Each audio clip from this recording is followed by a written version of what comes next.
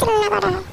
মা, ও মা, কি হলো রে মৌ, কি হলো? আমার লিপস্টিকটা কোথায়? তোমাকে আমি কতবার মা বলেছি মা, আমার লিপস্টিকটা কত দামি, আমি খুঁজে পাচ্ছি না। সব সময় কেন তুমি লিপস্টিকটাকে ঘুরে এদিক ওদিক? আমি বলেছি আমার বক্সে রেখে দেবে, আমি ওখানেই আছে। দেখ আমি যদি যাই, যদি পাই না তখন আমি রেখে কি করবো?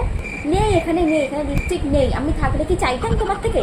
ওখানেই আছে। আমি কি তো চাকর নাকি রে? মানে আমাকে কি মাকে কি পেয়েছি? তুই চাকর পেয়েছি সবসময়? যখন যেটা রাখবো নিজের দায়িত্বে রাখবে, আমি পারবো না তবে তো চাকর না পারলে এরকম করলে না, লাঠি যেটা খাবি শ্বশুর বাড়িতে গিয়ে এরকম করলে তখন সেখানে মা থাকবে না, ঠিক আছে? কাকি না আসবো, এই না ওইটা মা পাঠাবো।